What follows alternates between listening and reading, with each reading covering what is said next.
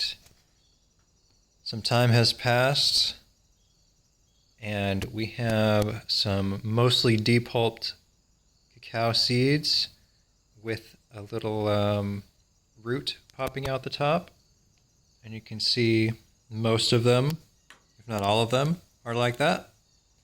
And the article that I am following instructions for said that after 3 to 4 days is probably okay to remove most of the pulp.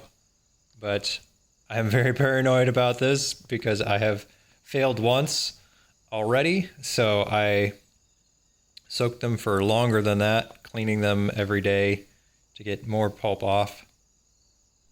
So when planting them, they can rot easily. And this is part of where I got messed up the first time I tried germinating these. They should not be fully planted in your growing medium. They should be only partially planted. And I'll show you once I've got them in the growing medium, because they can rot and mold if they are kept too moist. So you only want to bury this seed partially down in the growing medium. And I am going to be using a cocoa perlite mix here, and I'll show you what this looks like once I've got them all in here. So I said I'd show you afterwards, but I'm going to jump in here and show you how I'm planting these. And it is with the root down. And the article says you can plant them on their side, or kind of upright like this.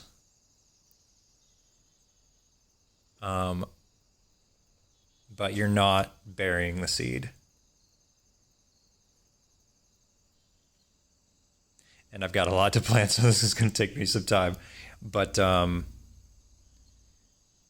what happened with my first round of seeds from the first pod that I tried germinating from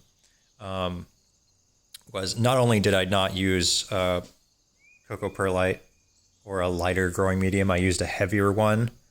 But I also had like a significant fly issue, and they were probably also attacking the roots. So there were several things that I am making improvements on this second time around. And I'm hoping for stronger results.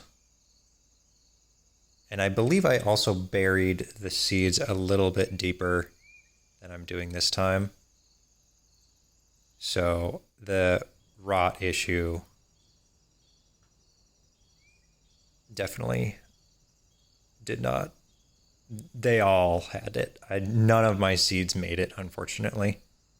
But I shared because the fruit box that I got had 2 cacao pods, and I gave one to a friend, and then she split the seeds from that one between her and her dad, and unfortunately her seeds didn't make it either, but some of her dad's seeds did.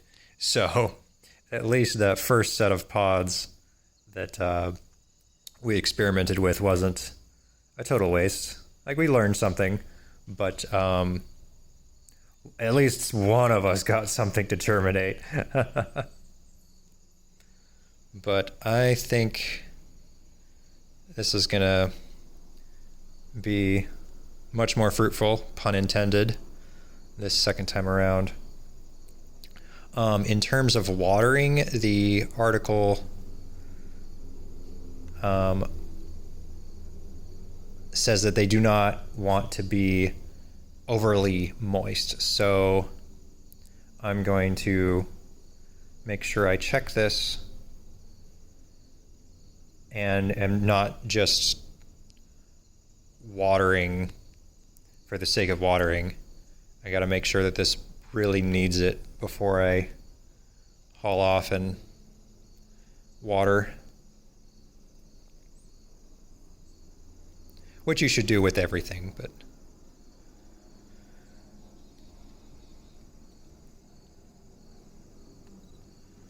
yeah, you get the idea. I think the next video, hopefully I will have something to show with these germinating. And also,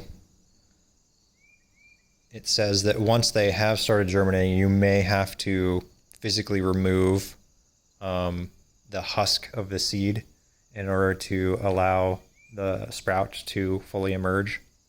So that's something I'm going to be looking out for.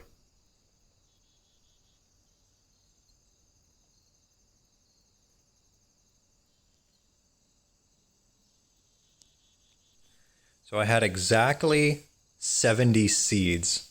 I very nearly filled all 72 modules in this tray.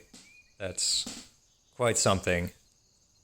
It doesn't seem like it when you open up a pod, but they can have a ton of seeds.